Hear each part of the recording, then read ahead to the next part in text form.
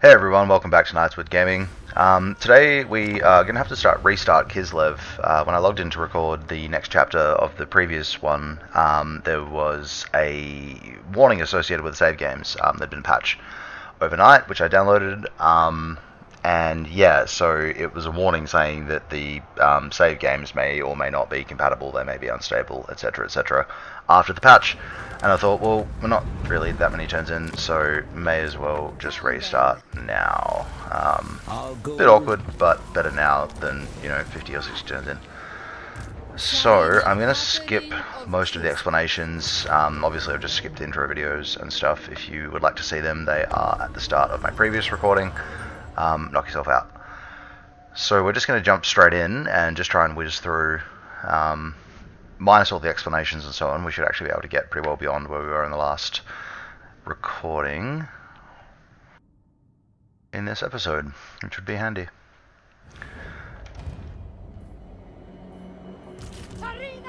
Cool.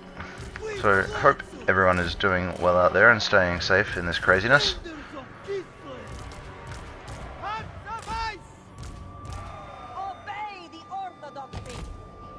Let's play some video games.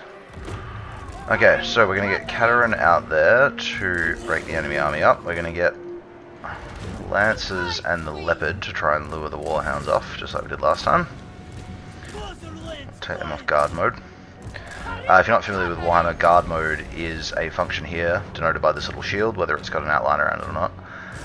That determines whether or not your units will chase whatever they're fighting. If that unit moves or tries to flee, or moves out of range in the case of range units. If you have it on, they will stand there and not pursue. If you have it off, they will continue to chase and harass all the way till the end of the board or until the unit they're fighting is wiped out. Oh man. I swear leopards should be way better at getting away from stuff. I think it's because they must have quite a high mass. I'll check that in a bit. Alright, that should do fine.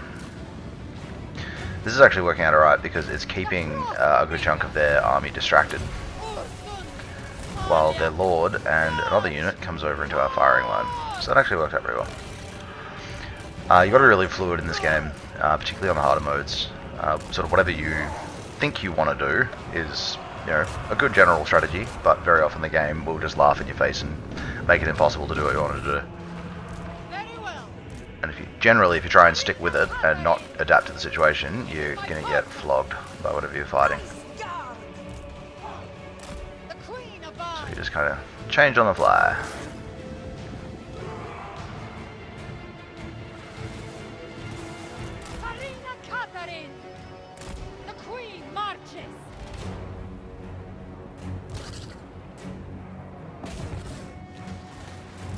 Yeah, so I'm going to keep up with this Kislev campaign and theoretically try and run it through to either the point where we all lose interest or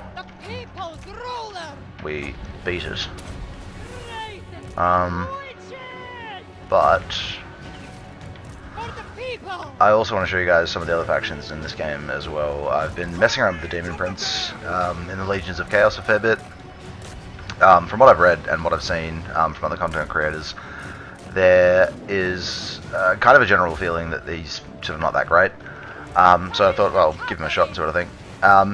Look, yeah, he's not that great, particularly if you compare him to someone like, I don't know, Scarbrand, who's the leader of the Cornate Demon faction.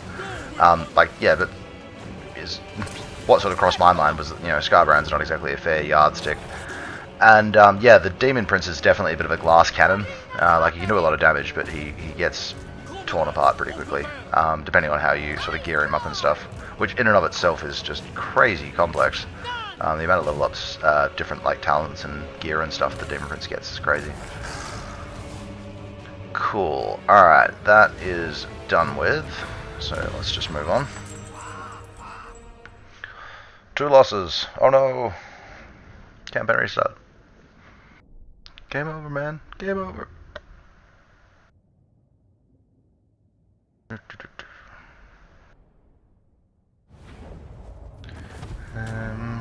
Yeah, I'll take the devotion off that. Okay, picked up the Frost Mage. What do we got there? Oh, that's handy. Yeah, that's pretty handy as well. That's very handy. 12% from all buildings in the local province. Nice. That will give us quite a bit of extra cash over the next couple of turns while we're taking cities and so on.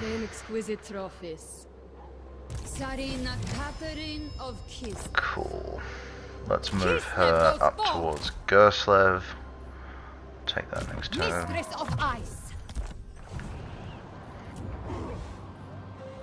Get rid of that.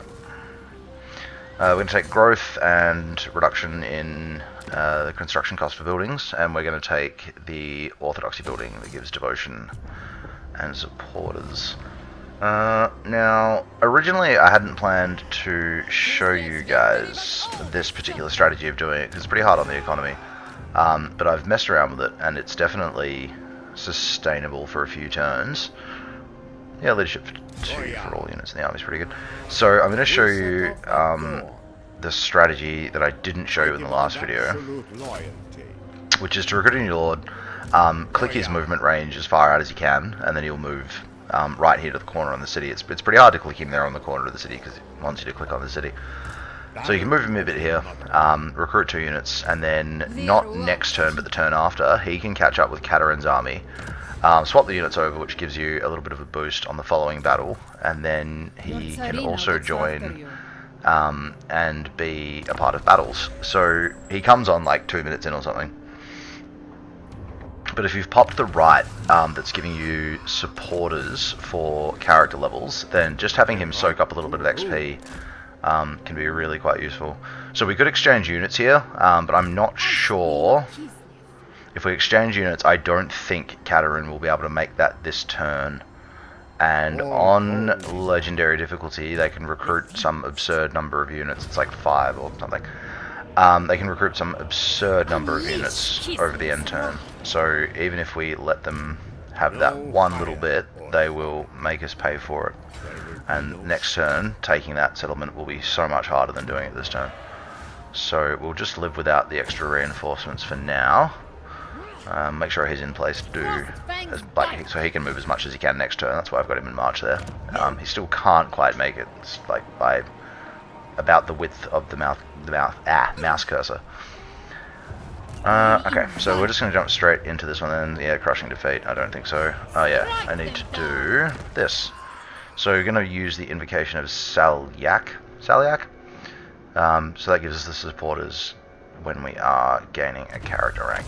So, and it also gives us growth and replenishment rate, which is useful because we're about to fight a battle and take a city. So if you did watch the first video, we'll do this pretty much exactly the same way, which is to split up our forces, use the Lancers and the Leopard to trick the enemy into setting up on the wrong side of their city, because we've hidden everything else in the woods over here. And then we'll basically just rush into the city and nick this point. We'll get the cavalry to come around here and nick that point. And then we'll just sort of see how it unfolds from there.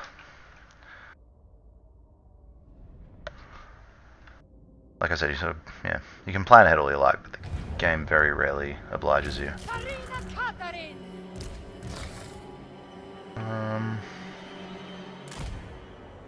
Yeah, put them over there.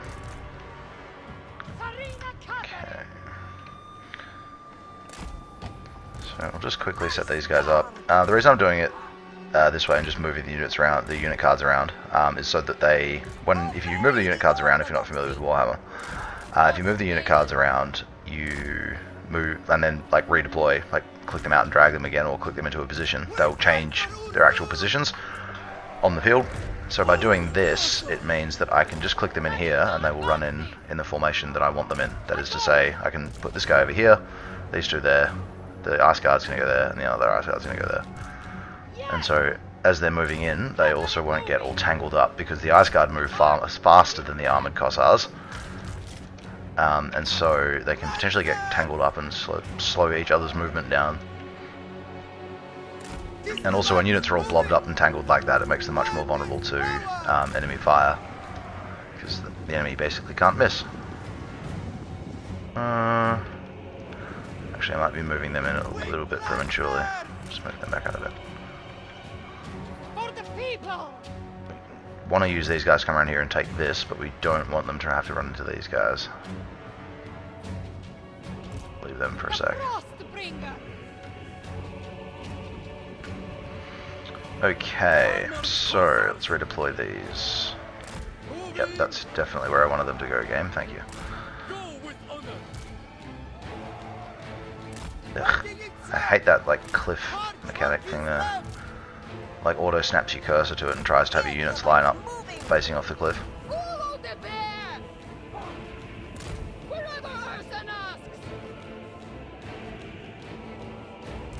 Okay, now I'll bring these guys around.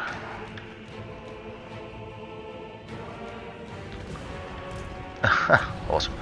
So if you watch my last shot at this before the patch, I planned for their lord to come down this way, and then he didn't. He went that way, which just kind of mucked up my whole plan. So it's nice that he's playing fair this time, obliging me. But then again, that's kind of the game not obliging me, because I just made the point about the game rarely obliging you. So then it had to prove me wrong. Because I'm convinced this game's actually run by Skynet and hates us all. Cool. Okay, so that lord should just get shot to pieces without too much trouble. Pop this down. Even if we don't hit them, it should make that back unit dodge, like so. Won't really do much damage to the lord, but oh well. These guys are going to come in here and try and defend this. Alright, well, let's split them up at least.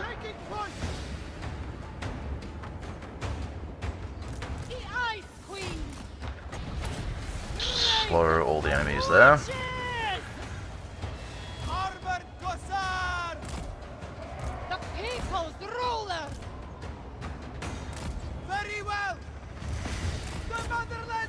Alright, if I'm smart about this, and if I can micromanage it sufficiently, we might be able to nick this off them without too much damage.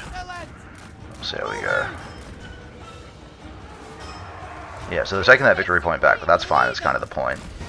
Because then they should stand there mostly like this, defending it, and we get to shoot them to pieces. And if we can knock their lord off nice and early, they will take a big leadership debuff, which will make the rest of this battle a lot easier.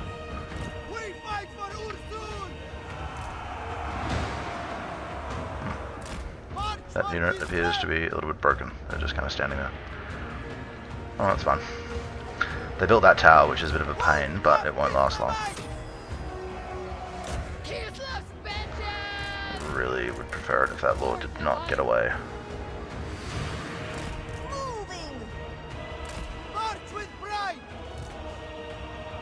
But it looks like he might, which is a shame. Alright, so that's ours. Let's rush up here and get this one as well. Yeah, it's behaving really weirdly in this. What if this is like a post-patch thing?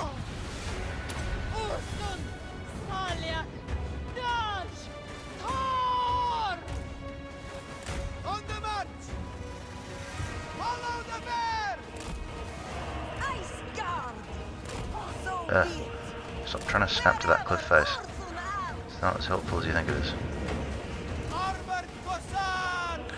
Alright, the Lord has lived through so far, but that will actually work in our favour, because if he rallies and comes back now, we'll be able to take him out really easily.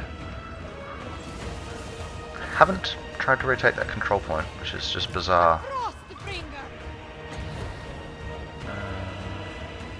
They're probably going to dodge that, but at least they'll waste a bit of time doing it. Alright, I'm going to try and get this guy to come out here, that little bit of ammo he's got left. Just to guard that slope there.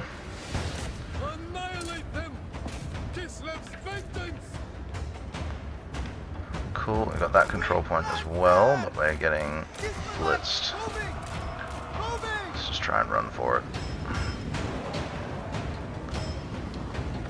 Oh, actually, if they're only hunters, we can probably take them down, take them off guard, so they chase them.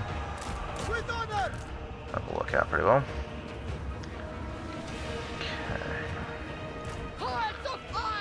I'll shoot that tower down before it does too much more damage.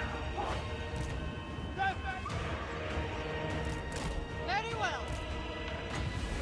Absolute power.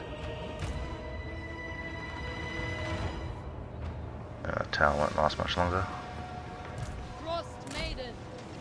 Alright, now the caster units in this are like surprisingly tough as far as I found. I'm not sure if it's just like a Kislevite thing with the continuing theme of having hybrid units, because ostensibly they're not hybrid units if you look at their talent points, but they seem a bit tougher than the average bear, which now that I think about it is actually a bit misleading. I was just trying to make an innocent Yogi Bear reference, but no, the bears are actually very, very tough. We will get some of those as soon as we can. My point was, the spellcasters are pretty tough. So, we can have her just sort of fight them for a little bit there. And we get these guys into position.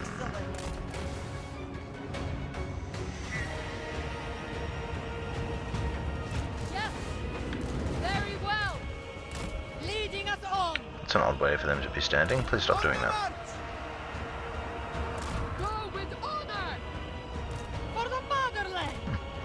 Yeah, so this has actually worked out differently from how I planned it, like obviously, but it's also worked out differently in a different way than it worked out last time. So that's cool. Like weird, they've like really tried to just flood this square. Like up until this point, these guys have run around basically unharassed.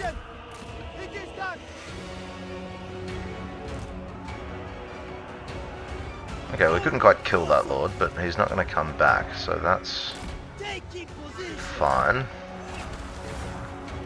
Get these two around here. We can pinch that control point, which will get rid of that tower and stop that one building. Oh, Katarin's doing a fair job there. Who's got ammunition left? Okay, these guys have got ammo left, so we're going to put them there. They're already shooting their ammo, which is good. They've taken that victory point. Okay, so these guys are all tangled up here together, like I was saying before. So theoretically, I don't know, even then. Oh, actually, yeah, that got him a fair whack. Oh yeah, that was a good shot. Oh, cool, there you go. Sweet, decisive victory. Yeah, so like I was saying, I'm not sure if that felt a bit easier post-patch. Or, I don't know, maybe I'm just more awake or something. Yeah, that felt a little bit easier. I definitely did set it to, like, just make sure I set it to the right difficulty setting. Well, that's handy. The motherland grows.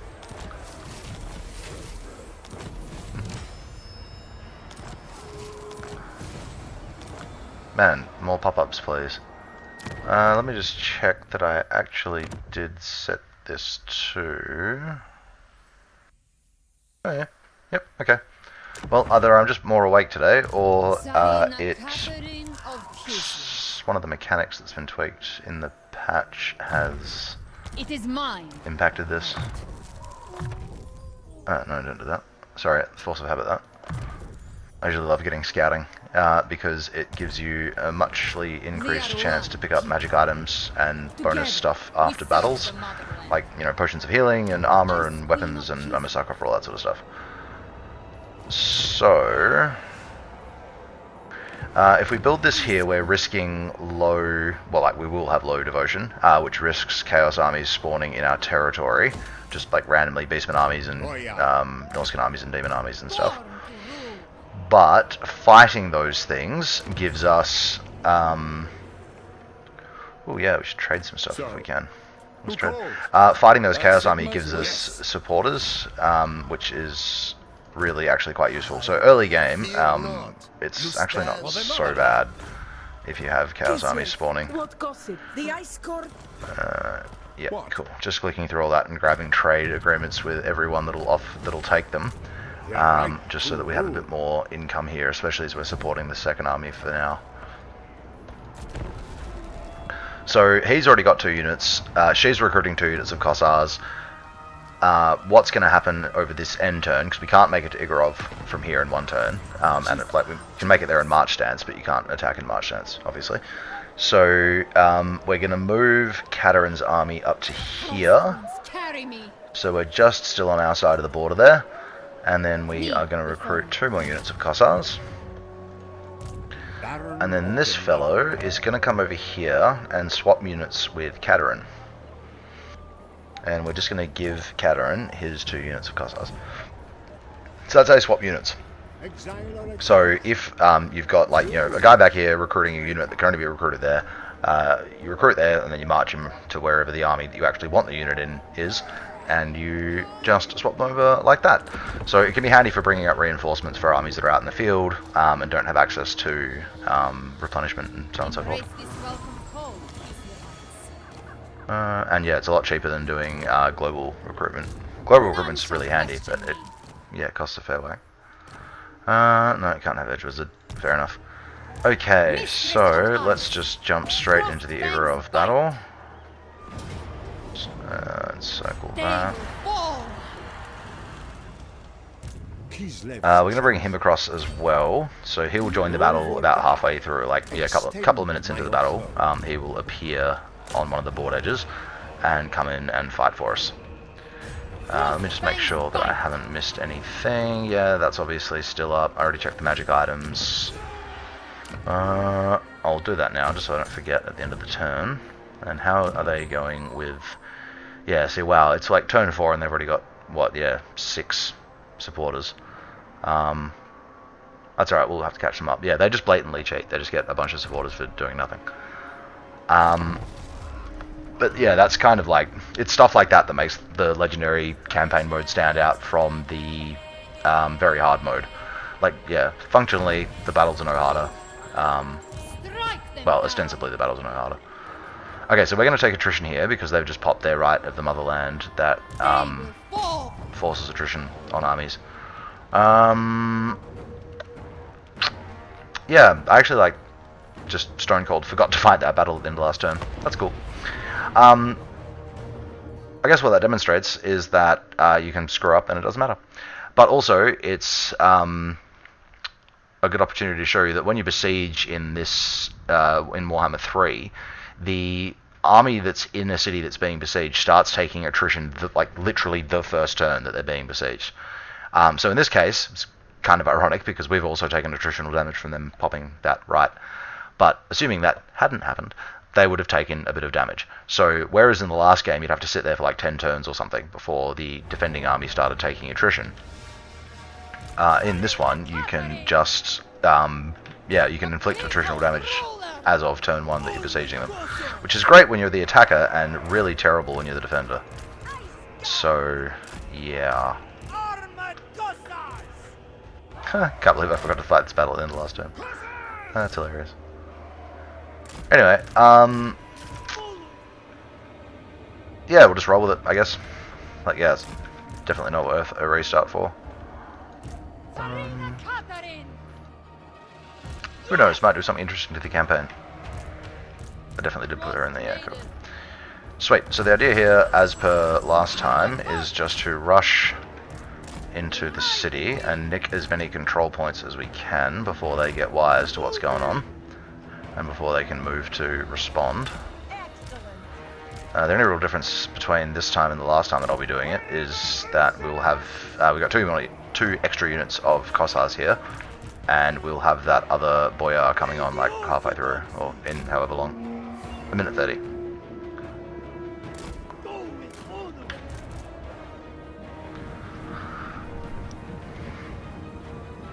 Okay, so this is a good example of using super speed. So because literally nothing is likely to happen in the next, say, 30 seconds, other than units are going to be moving around, you can just speed up the timescale. So you can still react in real time and everything. It's just that you don't have to sit there and just watch your units plod along. But it can be risky if the enemy starts doing unexpected stuff. Like I saw.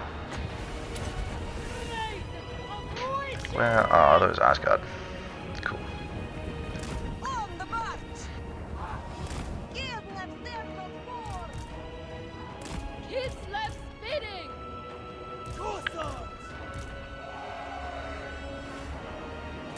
March with pride! Switch them around so they don't get us tangled up, hopefully. Go! Very well! Sweet, she should finish taking that before that even finishes building, which is very advantageous for us. March for Kislev!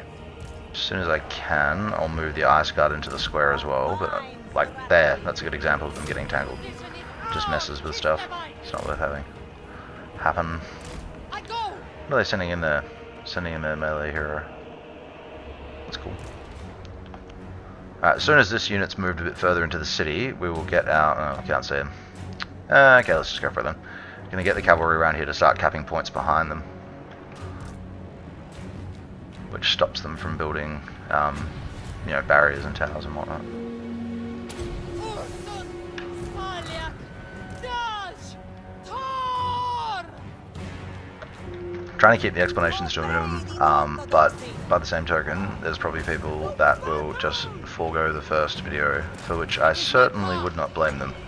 Because yeah, a bit of a bummer about the whole patch thing. But when you're playing a game that's only like less than a month old, I mean, yeah. What can you expect? I mean, it'd be much worse if they didn't patch it, right? Like if they found problems upon release and then went, whatever, you're on your own. Excellent! Excellent! Like some studios that I won't mention by name for risk of getting sued. Moving! Following the squall! Can that happen? Am I allowed to make fun of studios? Catherine! Looking at that. Absolute power! The motherland's finest! Moving! For the ice! Corsairs! They're being like weirdly passive. I wonder if this is a post-patch thing. I wonder if they've like tweaked how the AI works. It is flame for the queen! Alright, so we're just going to run these guys around this way and try and cap this behind them. Huh, weird. Why haven't they gone the other way now? No. Come back this way, please. Taking point! If you hold down shift when you're moving your units around, you can like manipulate them like so and actually track out a path for them. It can be used for running around corners like that because their auto pathing obviously is designed to choose the shortest route between A and B, which is good in theory, but sometimes it makes them take some pretty weird paths. We fight for Ursun! March with pride! Yeah, so this is pretty interesting. I haven't seen this siege go this way before. The enemy, as I said, is reacting really oddly to what I'm doing. Let's see if we can just mess these guys around a little bit more. Yeah, I definitely think it's the leopard's mass that prevents them from getting out of combat easily. They can't just knock stuff aside. Oh, come on, that you get. There we go. But they are really fast, so if you can maneuver them out of combat, which is, yeah, probably the most difficult bit, then they can definitely outrun most things. Follow the bear! Alright, Taking gonna move these guys up, gonna move these guys up, so we're gonna start taking sort of that, this sort of back quarter of the city, or back third of the city with that lot. They should be able to finish these guys off pretty well. Take them off guard mode so they chase them down. Follow the bear! A fine strategy! March! Get Katerin in to start capping that. Oh dearie me. Maybe they can't take that. Oh, nope, definitely not with reinforcements incoming. Alright, plan B. Run back this way. Oh yeah, that's definitely not going to help the situation. That's a bummer. Oh well. Hopefully she can cap that quick enough. Kislevites moving! Ice Guard! So yeah, that barrier there, we'll have to destroy that manually before we can get past it. unless obviously when we cap this, it'll collapse like all the other siege stuff does when you take its associated control point. Which, speaking of, should be able to do here quite nicely. Yeah, so those are our armoured Kossars, so we will not do a whopping amount of damage to them with regular Kossar fire. There we go, let's get rid of them. Make haste! On the march! Armored Yeah, that's, I know I'm sort of sounding like a broken record here, but man, they're acting really bizarrely. Follow the free! Kislev servant war! My duty, led by rhyme. I'm just gonna get rid of that tower. Urson command! Spreading hoarfrost. An honor! March for Kislev! Hehe, suckers. Sarina Katarin! Cool, make sure they finish hunting them down. What are they coming around the corner there? They're armoured Kossars. Okay, that's fine. Ulta Kislevai! Gonna move them up there. Ursun arms! Not sure why the Ice Guard are meleeing there, but given that they're actually pretty elite hybrid units, I will allow it, because they are getting rid of those horses. Cool, we got that victory point, so we'll run her in to take the final one. Hussars! Man, these guys are getting rinsed by that tower. Take them out there to get rid of that. So yeah, that last tower, and they probably could have built some others if they'd had more siege resources. March for Kislev! Are bound to that like central key building control point, that thing there. Defenders of Kislev! May the Urson You know, for how like fairly ineffective cavalry was in Warhammer 2, position! like with a few notable exceptions to be fair, Kislev! Skaven mechanized cav. Like these guys are doing pretty well. Like yeah, they haven't killed a whole lot, but you know they've taken a fair walloping this game, and they're still there, and they're not dead. So could be worse. Land is power! Taking point! Obey the orthodoxy! Yeah, that plan would have gone a lot better if I'd actually remembered to shoot the tower. Oh, there we go. Cool. Yeah, so that went pretty well. North Kislev! Very few casualties off that, I think. Yeah, 56, not bad. So yeah.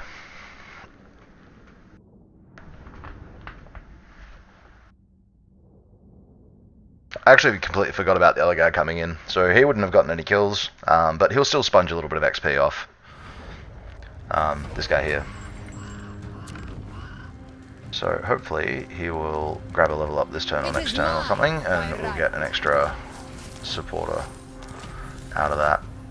As I said, we can also use him to set up ambushes and stuff down the track, but for now, let's just use him to suss out if there's anything over here that we need to be aware of.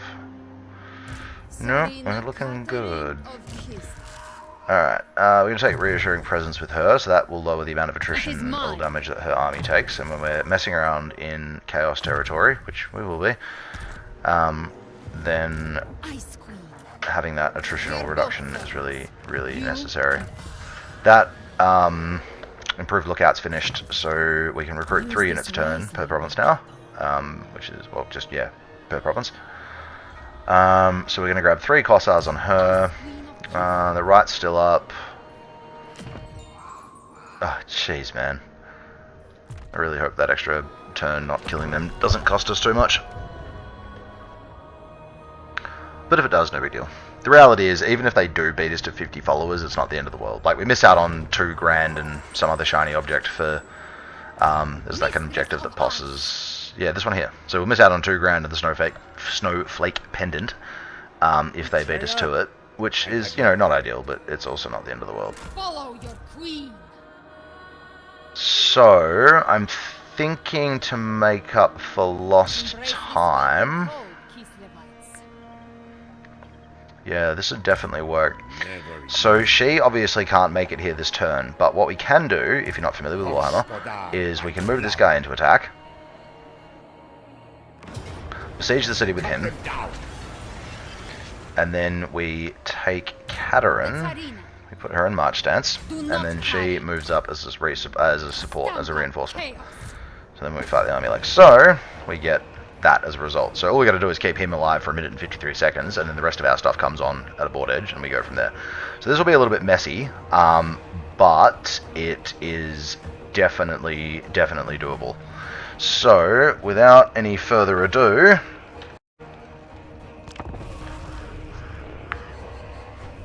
so this one should be pretty easy, I think. Yeah, we'll just like hide Alexander or something at the start, so they won't even know where to... actually, it doesn't look like there's any way we can hide him. Yeah, that's typical. And our reinforcements coming on at a pretty dodgy place. Got Zargard. Yeah, the only thing really in that army that we need to worry about is those. Zargard are tough as nails. Like I can't remember if I already said this or not, but like I really like Zargard. They're cool, and they are really effective. But I really prefer keeping my armies, like, where possible, you know, pretty flavorful. I like to keep them, you know, sort of as thematic, I guess, as possible. Especially with something like Kislev, where you can roll all your awesome hybrid units and so on. But we may get some, we'll see how we go.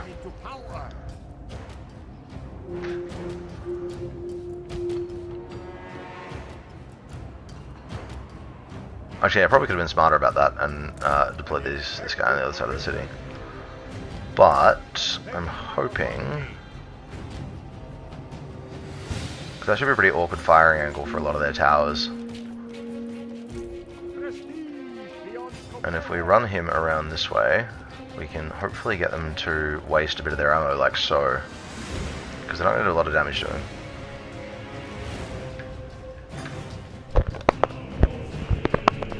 Sorry, just in the mic.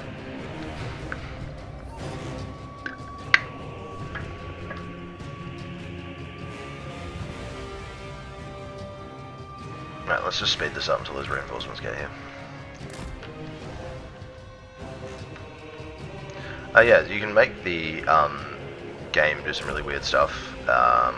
Like you saw in the last battle, though I don't know how that was happening. That was, yeah, weirdly passive.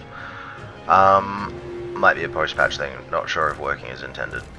So let's get into them. So I think what we're going to do here is we're just going to go pretty well for a full frontal assault on this side. But we're going to sneak these guys off over this way. Make them a control group. Yeah, so we want, yeah, like those guys going that way, and then we want these guys going about there. So the idea here is that we are going to sneak our 2 characters around this way with some units, because having ranged units firing into a blob of melee with your own troops caught up is not great. But having them firing into a blob of enemy troops that are fighting a single friendly character, you've got a much better chance of hitting the enemy and not hurting your own character. So that is the plan. And meanwhile, we're going to get these guys to go all around the other side, and they're going to try and sneak in and steal the key building there at the end, or toward the end.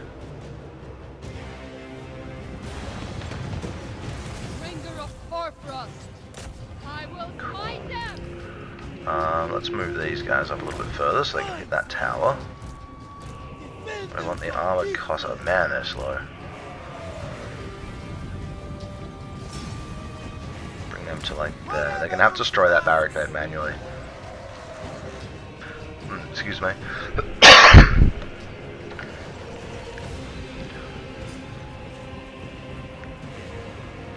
Alright, so that barrier's gone. position! So we're gonna have these Cossars flood that breach. Seeking opportunity. Get them to destroy that. These are gonna move up to support. Ice guard. We're gonna hook them around this way and line them up there. Second position. And these two other units are gonna come up behind them. Who's obstructed? Drat. Our duty, sir! Moving back a little bit. Armored Kossar! Well, that's a very tempting place to drop that spell. Right.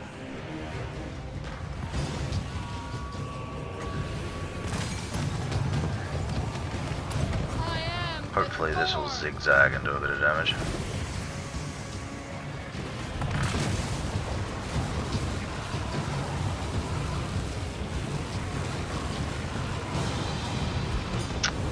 Yeah, figures it'd zigzag off in the wrong direction.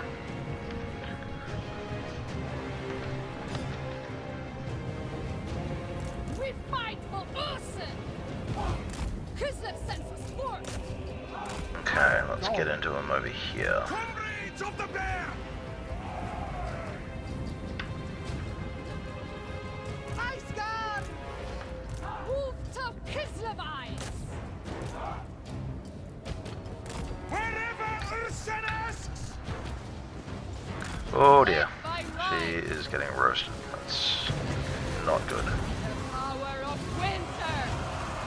Yeah, that'll be the Zargard. Kossar! Those guys are hardcore. That's alright, she's fine. She's gonna hide her any inside of the unit for the rest of the game. She can still cast spells out of it. Marina Katarin. It is so. Cool, it's working out well. Kossars! Move it! The Ice Guard redeploy that way to deal with these. Go with honor. Wolfstaff Kislevite! Taking position! The Frostbringer. For the people. And now's probably a good idea. Time to use that magic missile. Are mine. Excellent. Armored Kossars! I'm not sure what that means. Taking point! Kislev sends us forth! Apparently it's going to take some absurdly long number.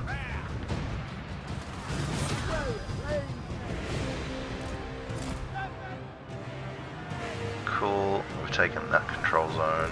Marina Katarin. Eee, those Ice Guard are getting wrecked, that's not good. Slay them! A fine strategy! Pull them back into the control zone, and we're going to send him out here. March with pride! Excellent. Slow that lord down. Power. Kossars! Sons of Kislev! Armored Cool, Kossars! they're good. Gonna go and take that control zone with those units. And then they're coming back, which is ideal. Gold rises. Gonna pull these guys through, and they're gonna deploy like that. Following the squall. Kossars! Okay, they can't rebuild that tower, so that's good. The people's ruler. I am Kislev! Obey the orthodoxy! We'll have that control zone in a sec. March with pride!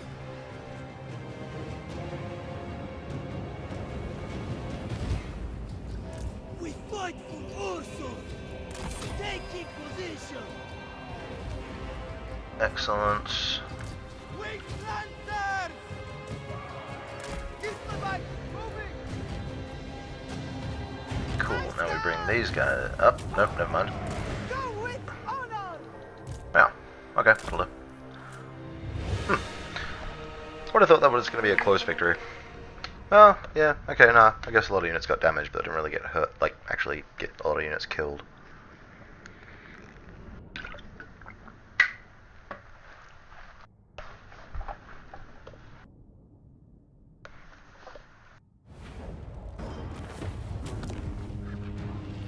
Yeah, we'll just Our occupy that. taxpayers excellent. Goya. Cool, so he got 3 level ups out of that, so that'll give us a nice supporter action. I feel like he's probably not going to spend a lot of time outside the province. So, in fact, I feel like he's probably not going to have a lot of units. So I might just go route march so he can keep up with Katarin. And then I might just take hard to hit and... what does this do? Unable to hit points less than 50% base, melee, defense 14. Yeah, that's pretty good. Yeah, I think I'll take Scarred Veteran. No other may wield. Old, reliable.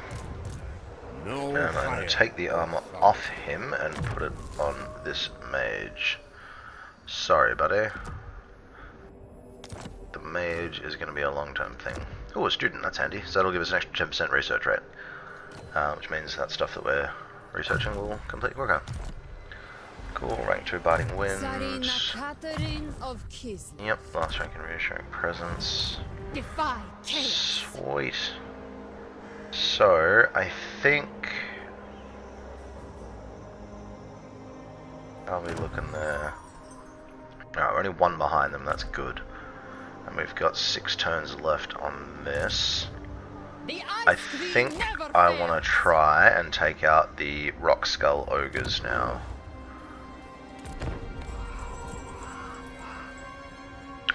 Because if we can get the Rock Skulls down and just like obliterate them, then they will never ever be a problem again, which means that... oh, that's actually really good. Okay, so having a Chaos Incursion here, ostensibly, obviously, is a bad thing, but realistically is a good thing. So we're now currently tied with the Grand Orthodoxy for supporters. We've got this right up, so whenever we level up, we get additional supporters. And then every time we fight Chaos or Chaos affiliates, we also get supporters. So this should be a nice little supporter battery for us. We want to fight this manually. I hope this works. Like, we'll definitely win, but I hope what I'm planning here works. So what we want to do is we want to kill them, but we want to kill them not hard enough that they get completely wiped out. So even if that had said decisive victory in the order roll, I would have fought this one manually anyway, because I want to inflict enough casualties on them to destroy them, like, quite a bit, but not enough to completely wipe them out, because I'm hoping that they will then flee. The remains of the army will flee after the battle, and then I can follow up and fight them again, thereby gaining more everything, all of the above. So... that's going to be good. Don't really want to give them the trees, but that river's bloody hindering awkward. Alright, let's go like this. Bringer of Horfrost. Yep, okay. What do we got there? So we've got an odd number here, which is, like, annoying, but whatever. It's that early game that we beggars can't be choosers.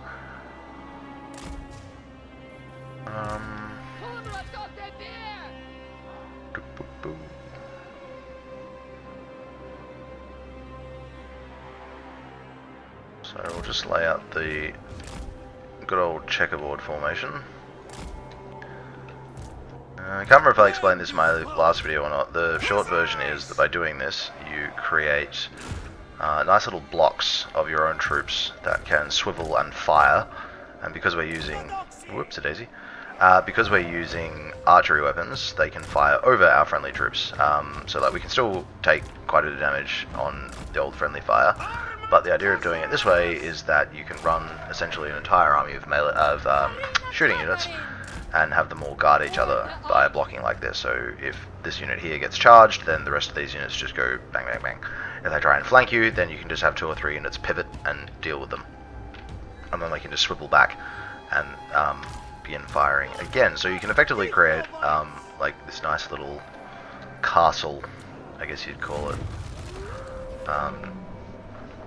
Yeah, if you've ever played the tabletop game, you'll be familiar with that, or if you played Warhammer 2, you'll probably be familiar with that, or if you have ever watched the videos of half a dozen other content creators for Warhammer.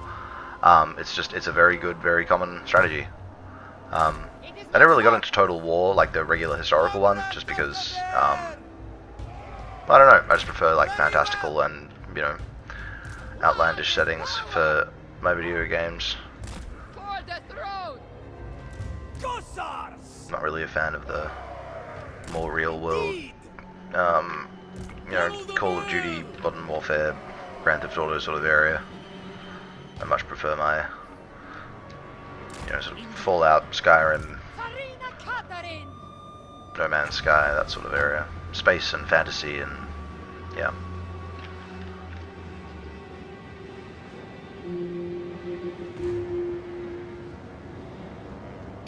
The frost are mine!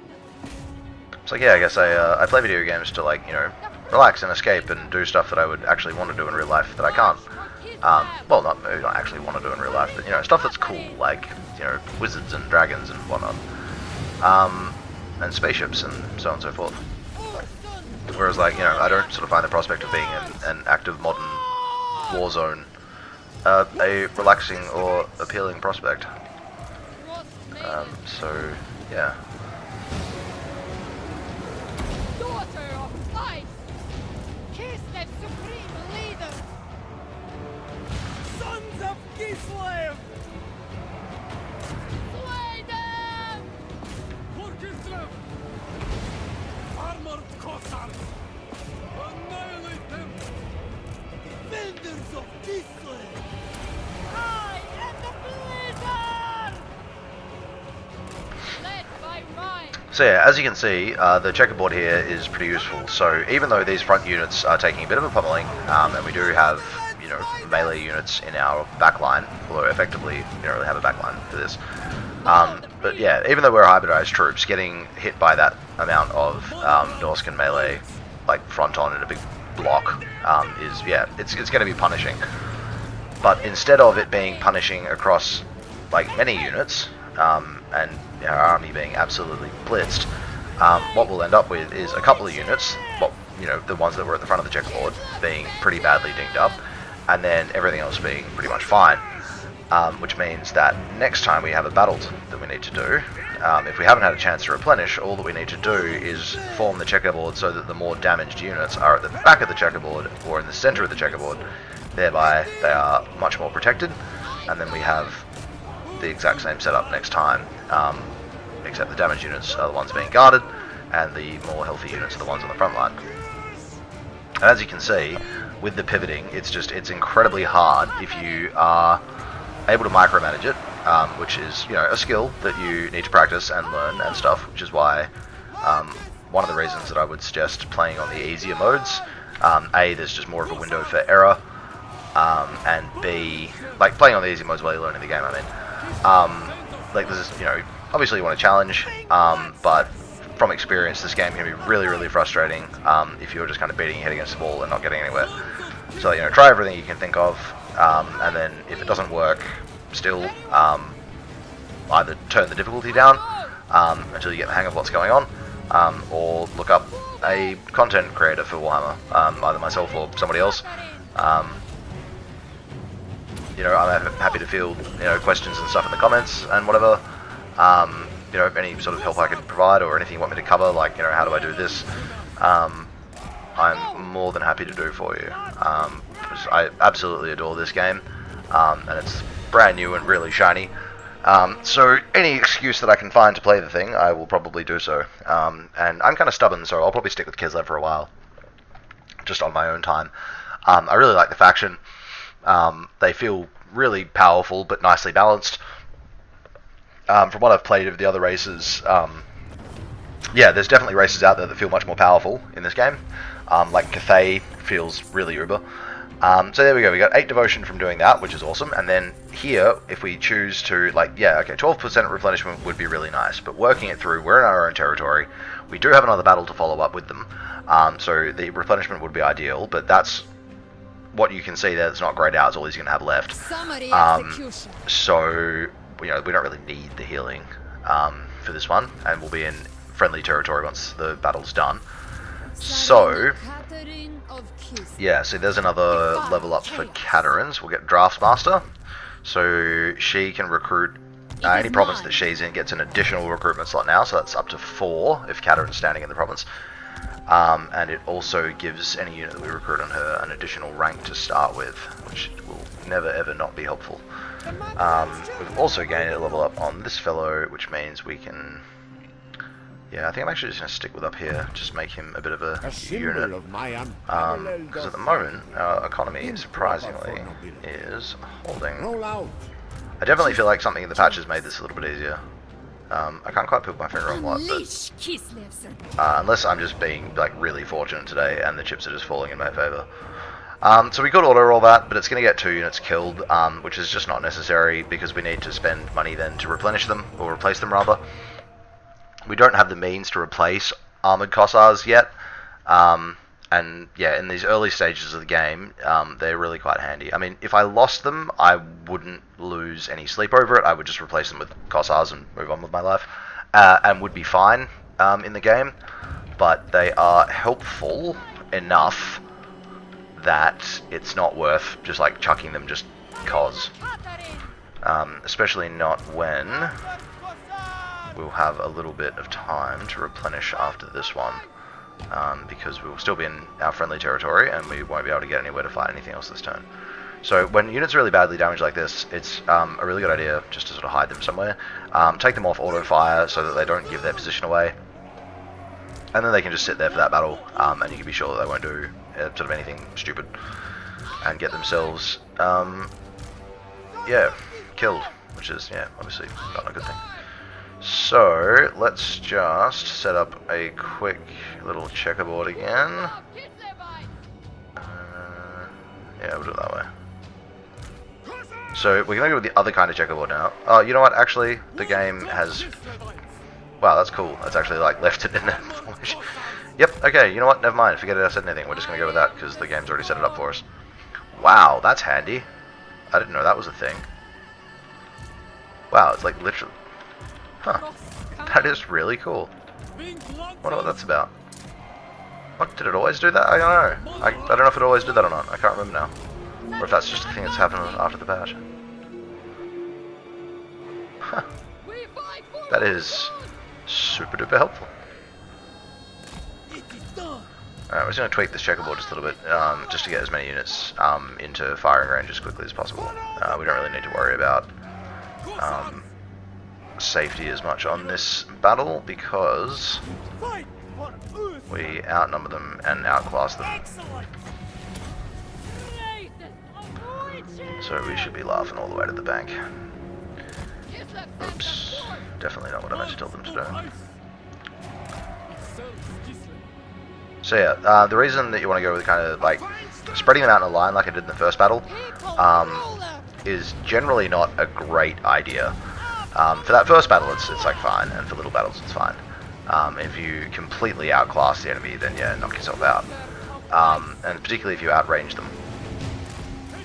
But if you're dealing with any kind of melee or flanking ability at all, you really want to try and keep, particularly archer units, you really want to try and keep them in these like sort of box formations, because as you can see, they can just swivel back and forth so easily without having to waste extra time on them, you know, sort of wheeling and dealing and having to turn around and whatnot. And again, this is why the checkerboard's formation is really useful. So that one unit of Mortal Horsemen got completely wrecked. This other unit is now tied up against our Kossars. And the other 3 units of Kossars here, that if we had had them in lines, would have been caught up in that charge, and would thereby now be locked down in combat, don't have that problem. They are free to just swivel back and start firing where we need them to fire.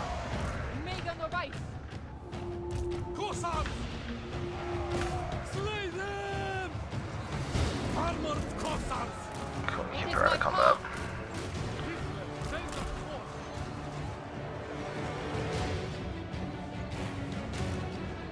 Yeah. And again, if the Lord manages to slip lines and charge in like so, we don't have to worry about him then dragging in 3 or 4 other units. All the other units around him are just free to keep firing. So we're going to speed that up now, because that's like, yeah, they'll break in a sec, and that will be that. Yep, there they go.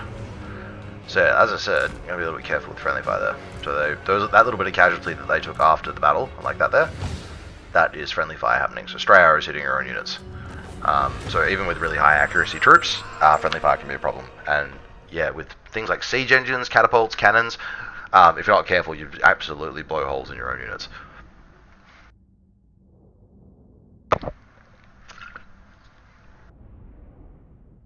Black powder weaponry, so like rifles and handguns and cannons and whatnot, they have to fire in a straight line. The exception is mortars. Mortars are black powder, but they can fire over stuff.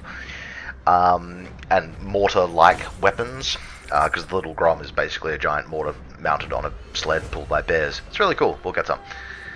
What do I want to do there? Replenishment, or you know what? I'm gonna take devotion. Execution. Cool. It's only 7, but every little bit counts, especially at this early stage of the game.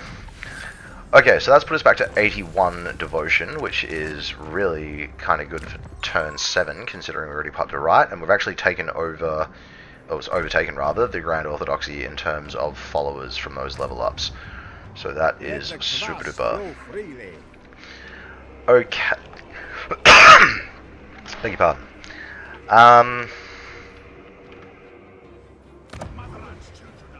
Yeah. Okay, so we're going to upgrade this, because that's going to give us access to Patriarchs, which are a very strong melee hero for Kislev. They have a heal, like an AoE heal ability that they can use once they've spec'd into it. They're pretty tough just by themselves. They increase the amount of replenishment that your armies get over the end turn. And like they can scale up in that as well. And they also... that's tricky.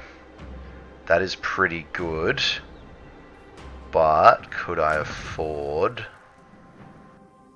this in Fort Jakova? 30 devotion. That's tough. Yeah,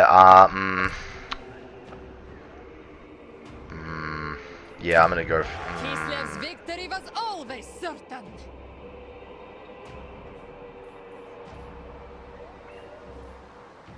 Yeah, I'm gonna go for it. I'm gonna bulldoze that, and then next turn I'm gonna rebuild a Orthodoxy shrine there.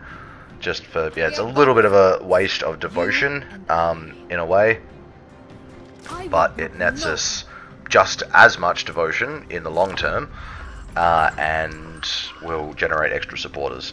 And like I said, it's not the end of the world if we don't get to 50 supporters. We get 2 grand in a shiny object. But it's the early groundswell that really helps. Like, it's not even...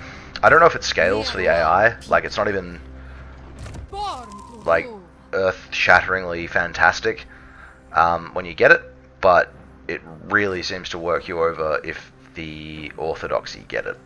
So, I think it's kind of worth going for. So we're going to give the Ryan Blade to her for now, just so that it's actually in an army, because it's pretty good, and you don't really want your items just sitting there doing nothing. So we're going to do that for now, and then what we will do... why did that unclip?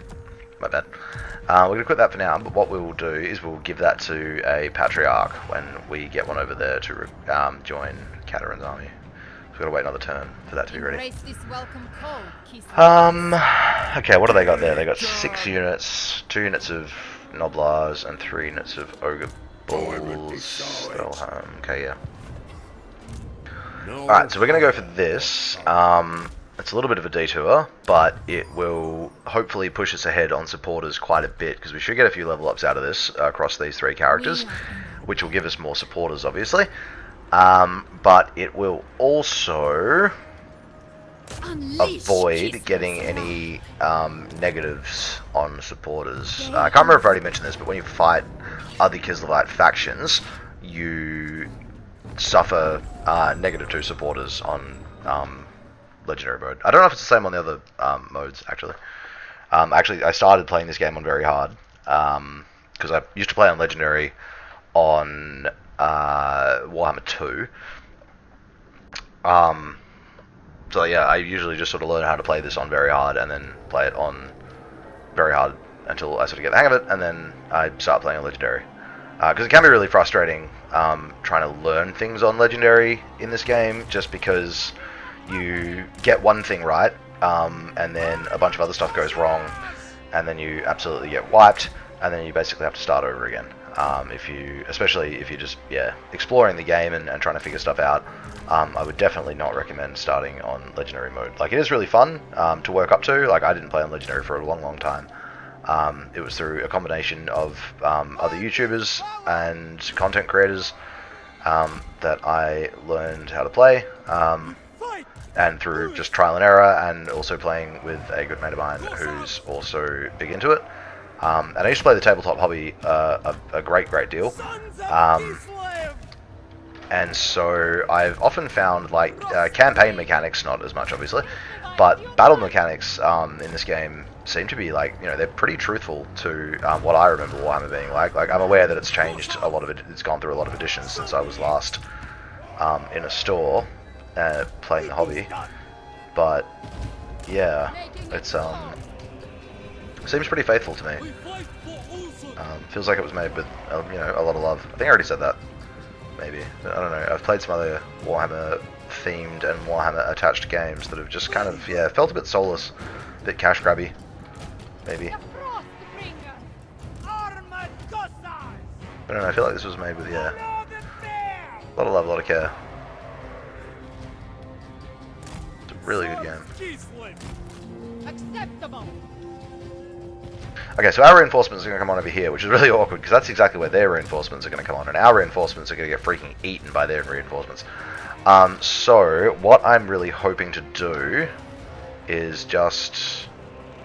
Oh, actually, our reinforcements are a little bit delayed over theirs, so that's really handy. So hopefully when their reinforcements come on, we can use these two units to just lure them off, and then when our guy comes on, we can, like, run him into the woods or sprint him off over this way or something. We don't want him to get killed while that right's up. Like, it wouldn't be the end of the world if he did, but, like, ideally not, because we got him for the express purpose of bringing some units over and then gaining some levels.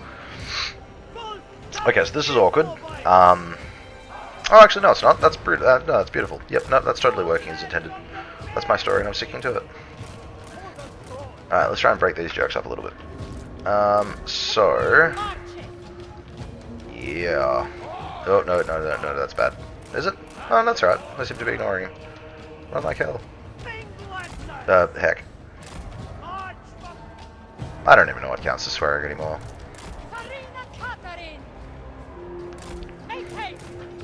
Game of Thrones really revolutionised what people are willing to accept in terms of swearing. People watch that with their parents, man. The show was mental. For the people. I am the school. And they'll dodge that. Says $10. Yeah, thought so. Man, ogres are really, really brutal. That is not okay. This is going to be a bit painful, I think. A bit more painful than I had initially anticipated. Okay, so let's bring these guys back in. I'm going to split these guys up into two different control groups just so I can keep an eye on them a bit better. So I'm going to just try and get these in to harry and annoy. I'm going to keep Katarina at the back because she's already taken a fair bit of damage this game. Let's... Usually I would just pivot each unit on the spot here with the checkerboard, but I have to get a little bit creative just in terms of micromanagement, just because I don't have the time to juggle every unit exactly the way I would like to.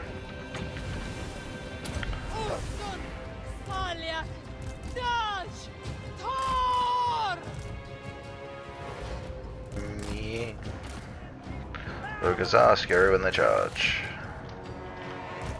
The people's ruler.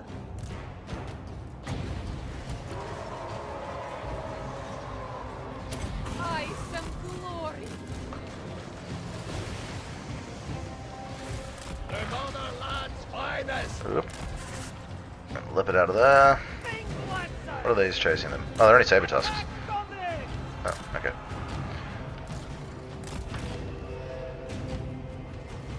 For the motherland. Frost maiden moving. I am the blizzard. Sons of Kislev! Gotta get these guys out of here before the these ogres catch up, otherwise they'll get absolutely destroyed. They're getting pretty badly destroyed anyway, but yeah, whatever. The Ice Queen. The Frost are mine. Whoa, dear. Hussars! Okay. So the idea here is that those ogre bull tyrants, the lord guys. Whoops. I don't even know what the hotkey is for that. Seriously. The ogre tyrants, the lords that they've got, are just ridiculously tough. Like, look at that. We're 3 levels above him, and he's gone through half our health bar for like 0 damage in return. So we are not reasonably going to be able to kill them.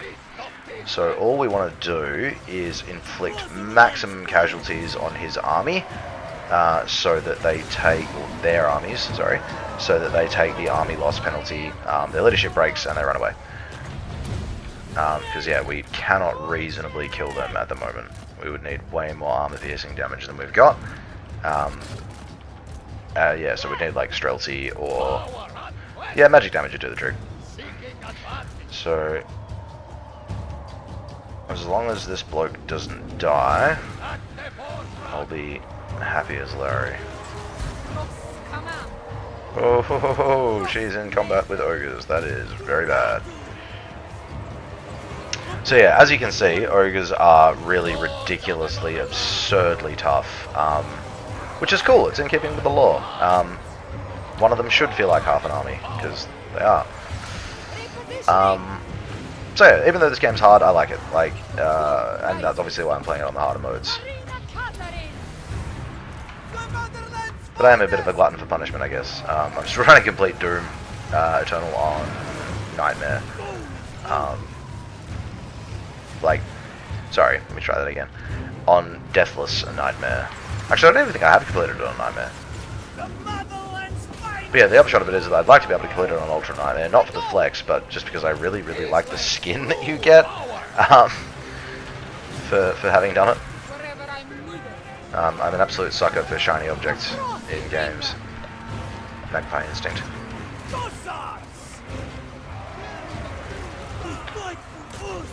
Yeah, man, these guys are turning out to be way tougher than I thought they were going to be.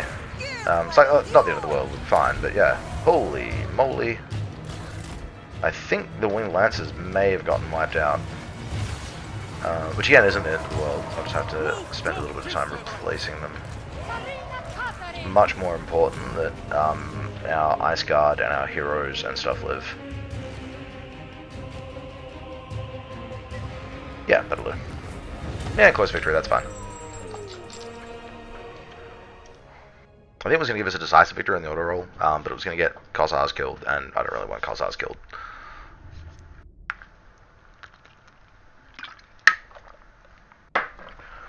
Yeah, maybe the Lancers got in the way. They look like they've got a little bit of yellow on their bar there. Have a look and see. No, they got killed. Oh, whatever. Yeah, like I said, they're like 200 and something gold a turn. To the mines. Alright, take the replenishment off that, because we can't get devotion, which is annoying, otherwise we would take the division. Cool, he's got another level up, which is awesome. We will take full plate armor for him, just try and make him as tough as we can for now. He can functionally be like a melee hero for Katarin's army. Yep, cool, lots of goodies. Alright, we want to go Lightning Strike first, absolutely. So we can split armies up, then that is really helpful. Yeah, I'll take Freezing Winds, just slows them down when we're casting. Can we hit this bloke? Yes we can, excellent. Okay, so we're going to move him up to here. Here we go. Invite death.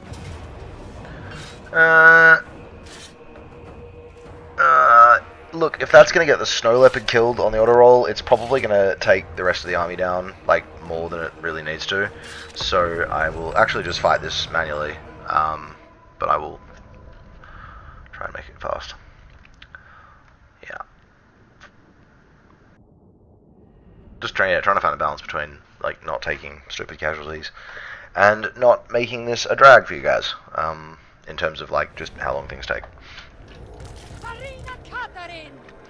So, I don't suppose it's been good enough to preserve the checkerboard again?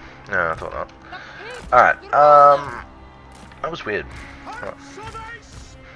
Be nice if that was a thing.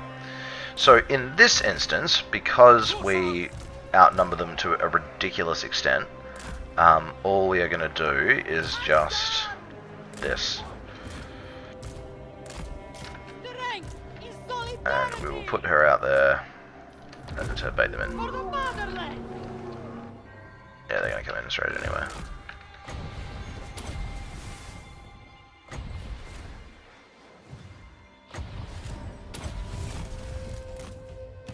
Oops, Zach. Seal the freeze. The power of winter. Karina Katarin. Yes. The frost are mine. Follow the frost. Oh, mercy. Man, those things The are supreme freakishly leader. fast when they charge. Not okay. Not okay, not okay, not okay. Good. Yeah, there we go. Glory. Maiden, moving. Karina advancing. So yeah, in a situation like this, as long as you can keep sort of cycling that slow spell and you've got enough to, People. you know, lock them down and blast them away, you don't need to be too worried about setting up in formation and stuff. Just make sure you don't have units firing into the back of other units. So like, you know, you wouldn't put the armoured Cossars behind the regular Cossars, because the armoured Cossars have pistols, black powder weapons, and yeah, they need to shoot in a straight line, unobstructed, so they can't like fire over hills and over walls and whatnot. But the upside is they do armor piercing damage. And do. Yeah, I'll Send touch that. them to the labor camps. Okay, so that is the rock skulls kaput. So we never ever have to worry about them ever again, which is just dandy. And then we're going to come zooming back down this way Goya, with these two armies, extend my authority. and we are going to aim for Voltgrad. So, because she's in march stance, and I would like to fill out her stack, I'm just going to grab those two on him. Cool, we are racking up the cash pretty nicely, which is looking good. And we are also pulling ahead on that, which is great. And we've still got 4 turns left on this. So we'll try and get as many level ups as we can on this over the next 4 turns. But then the thing that's going to carry us after that is we're going to use this invocation here. Support is generated 1 when constructing and building. So, and it also gives you a buff to trade and from all your buildings for 10 turns. So what that'll do for us is it will, yeah, when we're going to upgrade Kislev and Kislev and whatnot, All its allies. we will, no, not until you're paying for it. Yeah, it'll generate supporters for us while we're leveling, constructing our buildings and upgrading our settlements and stuff. So it's something we can do, we're going to need to do anyway, upgrade the settlements. So if we can leech some supporters out of it, then that's Use super. this wisely, my people. Okay, so Fort Jakova, let's put in. Yeah, I will put that in. Actually, No higher authority. They are one people. cool. Gonna bring For the Katerin motherland. up and put her Spread our orthodoxy. like that. Beauty. Okay, so we are laughing, and we're gonna give him. Yeah, that's fine. Even if we go a little bit into the negatives, like just slightly over into the negatives, it's, yeah, not the end of the world. We can combat that a little. How many turns we got left? 3 now. Wait to upgrade anything. A, to stack up our treasury a little bit, just in case we do dip into the negatives, and B, just to get the most use out of the current invocation before we override it with the next one, because you can't have multiple invocations open at, like, active at one time. So popping one while you've got another one active cancels it out. Okay, so they've got a military presence in that city. Even though we can't see the city, you can check in Warhammer by looking at the control details. So where it says military presence 12 means they've got an army in there. And if the military presence is 12, it means it's reasonably sized. I don't know the exact numbers. Kislev goes forth. So yeah, okay, so a bit over like half a stack. Bring me to my Lord of all. Like, if it says that there's 0 military presence, then they don't have an army stationed in the city. That's not to say, like, that doesn't mean that there's not an army camped 2 foot outside the city. But yeah, it's at least a small check if you don't have an agent. Which, by the way, we can recruit one of. So, Strongholder, Intelligent, Kossar, Headman. None of those are that fantastic. I guess we'll go with that one for now. Matriarch of Kislev. Cool, we can also upgrade this, which will be really handy, because yeah, we've just dipped into the negatives, unfortunately. But I suspect that might be because... I know we're not being rated. We are disrespected. That's awkward. How long until we can... Yeah, okay. Yeah, this have nearly caught us up again. The cheaters. Mind you, we're also losing supporters every time we fight the Roxman clan, so yeah.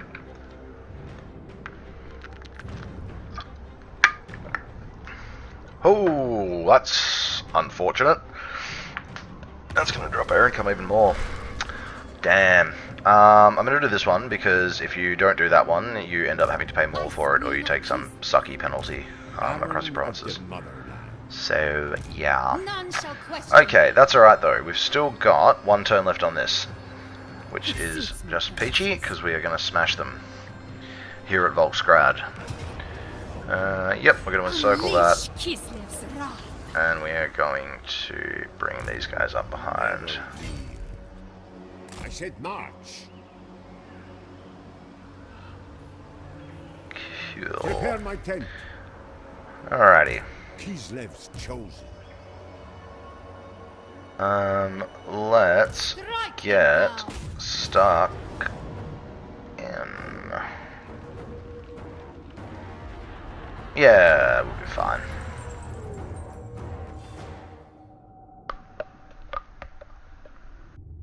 So then we're going to need to take this city, and we are going to need to put on our running shoes and get back over there to Kislev, where that Bjornling army's popped up. Thankfully, though, fighting those guys, the Norskins, Bjornling, Bearsenling? I think it's Bearsenling, actually. I think Bjornling's elsewhere. Whatever. Fighting those Norskin guys will also give us some further supporters, which will be really useful. And also devotion. Doubly useful. Great. Okay, so fairly standard approach to this battle here. There's not really much that we can do to get hugely creative.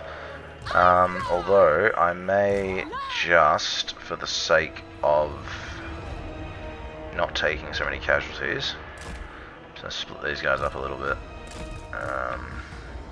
Just if you rack up all your stuff in one place, they obviously deploy everything there, which can be less than ideal. Where's this guy? Did I put them over there already? Yeah, cool, I already put them over there. So they're going to be group 3. Subject. Bam. Bam, bam, bam, bam, bam. Gonna put them there like so. And they will be number, whatever, 4. Cool. These guys over here. So yeah, we could hide our stuff down here in the forest, but the problem is with an army this big, they're going to get really tangled up. Because like we won't be able to hide them all in one little bit of forest unless we be a little bit cheap, and we can be a little bit cheap by stacking them all up in the forest like this. So we could put all them in there, and then they'll be hidden.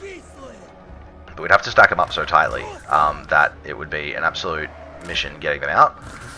They would get all tangled up, they'd be really slow, and besides which the woods are pretty far away. So as soon as the enemy saw them coming, they're going to start redeploying regardless.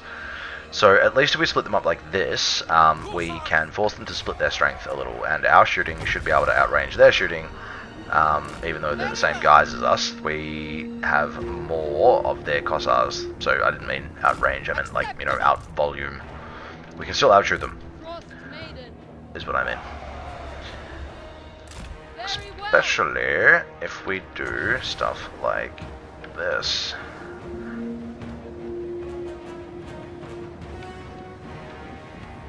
That'd be a bit worse, actually. Wait on that one. Kislev, supreme leader. Yeah, that'll be good. The frost are mine. Yeah, so if you're wondering, if you're not familiar with Warhammer and you're wondering how I'm using these spells and stuff, there's hotkeys for them. So everything on this side of the unit is activated by Shift and a number, and then the ones on this side, if they've got spells, are activated by Alt and a number. So if I want to cast this spell, I go Alt 1, and that pops up the reticule. Yes. Like so, Alt 2 to activate this slow spell. Not that I'm going to use it, but yeah. For the motherland. Okay, they're getting the picture and backing right off, which is nice. Feel the breeze. So we're going to move these guys up to start the shooting some more. Should we move them up just like 2 at a time? Yeah, that'll do. These guys up behind. She's going to come up a little bit further. Okay, these guys are getting pretty badly rinsed. The enemy, I mean. Making it so. Okay. Now it's time to move these guys in. Taking position. On the march. Cool. There's our reinforcements. Motherland. Fight there. Yep, well, that's where they want to go, that's where they can go. Actually, no, they can come over this way. Just to be really contrary. Maiden of ice. Yep, that's all going well. Wherever I'm needed. Move these For guys the up. throne. Indeed. Taking position. I go. The people's ruler. That spell's not really going to do a whole lot, but it's better than nothing. Follow the frost. Daughter of ice. Kislevites moving. Kislevites moving. Gossards.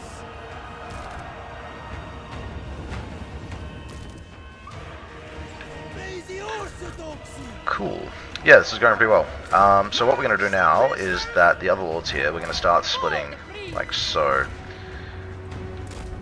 So we've wasted, we've caused them to waste quite a bit of their siege defenses. So if you just blob up down with everything over here, they will build a tower there, obviously, like that one, but we're going to get rid of that in a sec. But they will also build a tower there, and they will plug up this whole area here with barriers, which is an absolute nightmare to get past. So by doing it this way, we are obviously forced them to spread out a little bit. But then our reinforcements have come on, and now we can punch a hole straight through their city. So the point of all that, or the point of mentioning that rather, is if you are trying to play this game, sometimes you do have to just sort of wait for the right opportunity to do stuff. You can't always just rush in like head on, especially not on the harder modes. Depending on what you're playing, obviously, but even on legendary mode, for example, like if you on the first few battles, or even depending on what you're fighting later on, but particularly the first few battles, even taking something like Scarbrand, the Cornate demon lord, who's just an absolute freight train. If you haven't played him and you haven't seen him in action, he's just an absolute freight train. He's a nightmare. Even him though, if you just like rush him in headlong, especially against anything that can shoot, like he's gonna get killed. Legendary mode is very much tipped against you, so you just can't afford to do like reckless and cavalier stuff a lot of the time. Cool. So yeah, sieges in this game are way more interesting than they were in the last game. Kislev, supreme leader. So I love this like street to street, block to block, like siege thing. It's really cool. Follow the bear. Alright. Let's go. So I think we should be safe enough now to bring the snow leopard in and start trying to cap stuff. I think. So there we go. Wealth and might. In Kislev's name. Kislev, take them.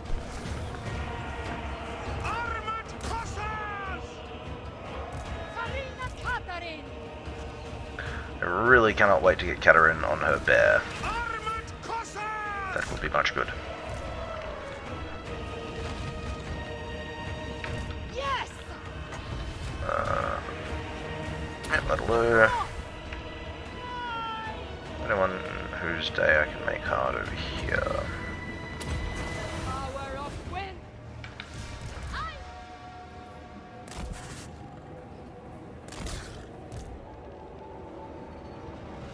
For the throne.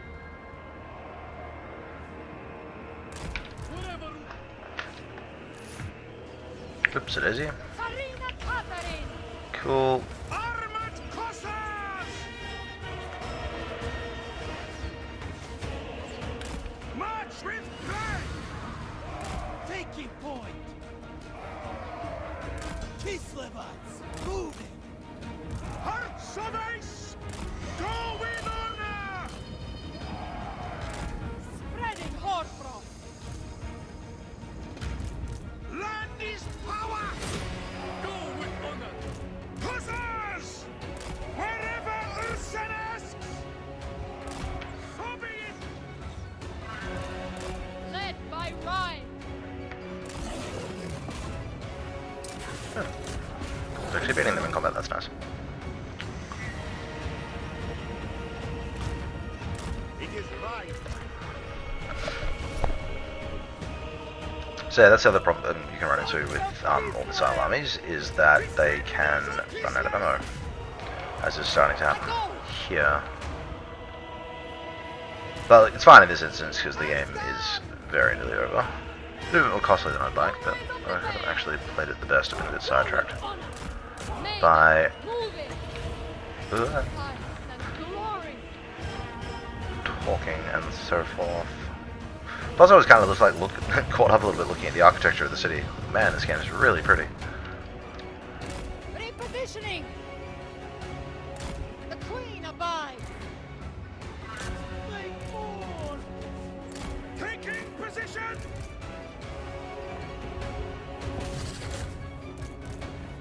For the fatherland!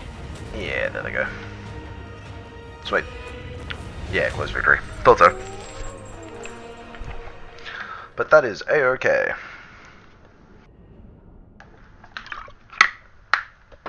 So because we took the extra time out there to hunt down those and destroy the Rockskull faction, the Ropsman clans had time to get a little bit more powerful, get their armies into place, etc., etc. Often when you go for, if you go straight for Volksgrad without going for the ogres, you'll often get here to find that Volksgrad is actually undefended in terms of like another army sitting in it. It'll just be like just the garrison, which makes it a bit easier to take. But it's kind of 6 one way half dozen the other, With this, depending on what it is you are trying to achieve. So yeah. Cool, so I'm all good with taking a close victory on that one. Yeah, okay, cool. This is going well. Yeah. Full plate armor to make him tough. Okay, so where we're at the moment is beating these guys on this. So we're only just ahead of them at the moment. We lost a couple of settlers there fighting against other Kislevites. But that's okay. Matriarch of Kislev. That is okay. Cool, so I don't think we're going to get any more level ups this turn, but we'll just wait and see. Over the end turn rather, because we may as well wait until that fully expires. If for the growth, if nothing else. So this is obviously this is the Ataman screen. This is where you can appoint these like overseers of a particular area. So I'm going to take the money and the growth guy, and I'm going to drop him into Kislev to look after things. And that is going to complete another quest, which is going to give us a shiny blue magic item, which I will equip. Anything else that we can put on her? I've already got armor, that's fine. Just missing an enchanted item and a talisman. Crown Command is not really that useful. Ho-hum. Okay, that's fine.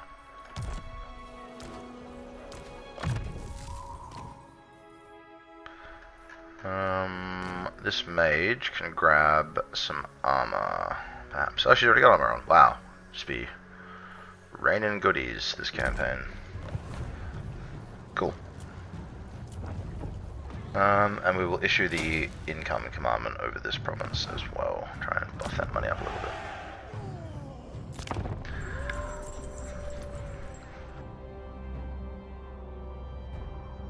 Okay, so the top of this turn we're going to pop the command that, the invocation rather, that gives us supporters for leveling, building buildings, and that should then carry us hopefully over the 50 before they get there. Yeah, so we're 5 ahead now.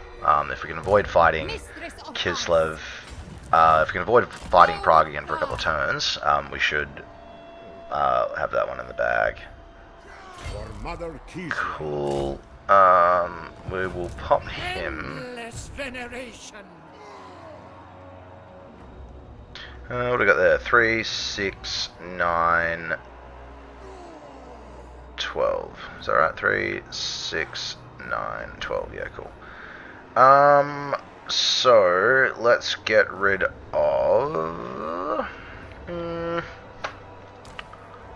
Out of heck with it. Just like that. And then we'll pop him into her army. Replenish. Cool. Dooby-dooby-doo. Nope, they've moved as far as they can. Don't have anything there. Got quite a bit of money. So let's do this. Oh, we don't have enough devotion. Damn. Okay, we're going to have to beat these guys before we can pop that right. As it turns out. I'm not going to build this thing here because it'll eat what devotion we do have. So I'm going to put that one in instead.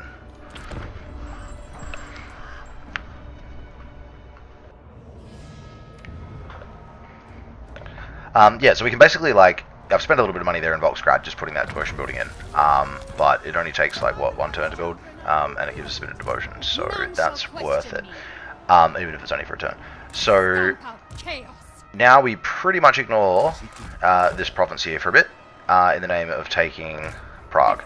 So, basically, if an army comes and takes one of these cities, it means that they're not over here taking Kislev or interfering with us taking Prague.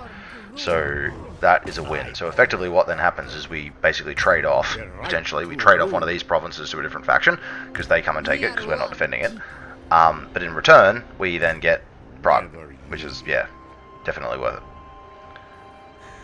Cool. Okay, so I'm just going to move him to here, just so that we're definitely... Oh no! Oops, screw that up. Oh well, hopefully they'll just run anyway.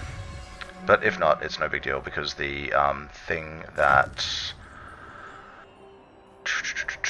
Yeah, that right's expired now, so it's not a huge deal.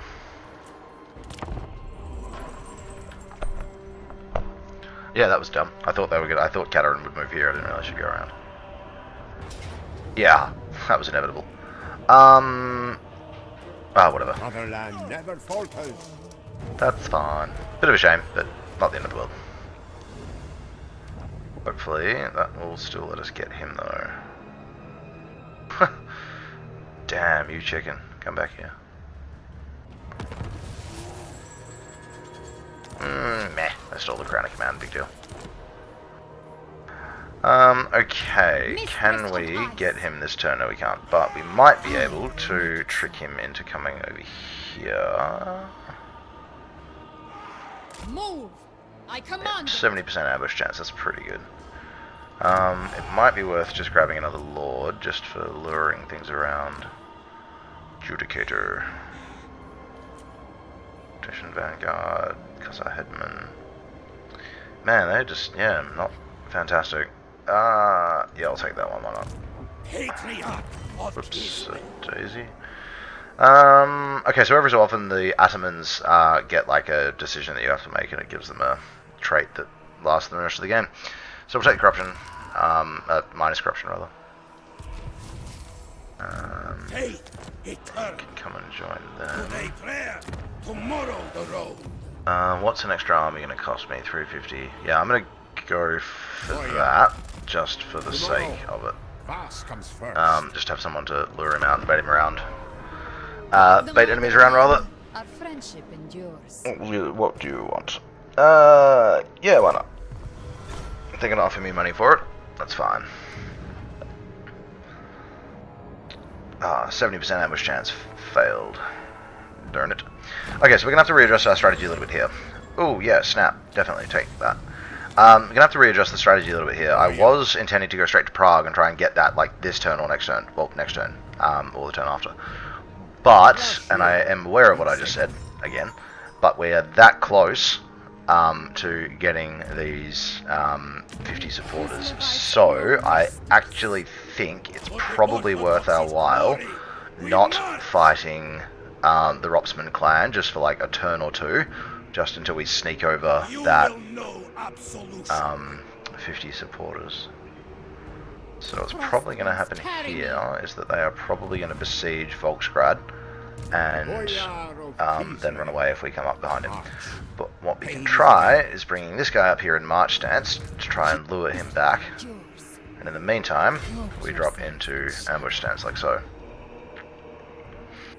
Cool. Now we have enough money to pop that right, and that will be finished building next turn. And we've got quite a bit of cash, so...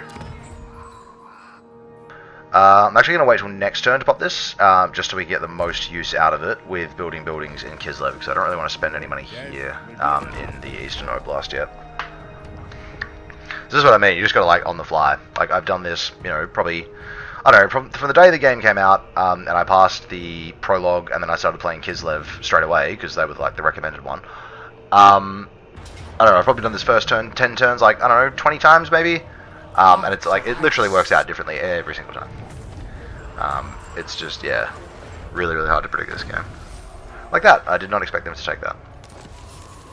But they did, so that's fine. Also, I didn't expect to slide over the supporters level this turn. There you go, everything's just, yep, coming up Millhouse. I think I am going to take this one regardless, because it will catapult us in terms of followers. And it will also give us the extra money, which will be useful. Now, he's come up on us in march stance, which means he cannot retreat, so this is a perfect opportunity to put down him. Grigor. What's that? 3, 6, 9, 11. Fantastic. That's worked out well. Okay, so now that Patriarch can go and live in that army as well. And then we are in. Bam. Yeah, I really don't see how they... Oh, wow, actually, yeah. Holy moly. That is a lot of armored Cossars. Cool. Alright, look, that's going to be a really long battle, just because it's going to require a lot of juggling and micromanagement, so that we don't get absolutely gutted, and we want to avoid that because we want to push on to Prague next turn. But we've more than caught up to where we were before the patch, so I really hope you've enjoyed this video. If you've tuned in, thanks very much. Please feel free to leave me any comments or feedback that you'd like. Let me know what else you want to play, or see me play rather. And yeah, stay safe, have fun, and thanks again for tuning in. Cheers.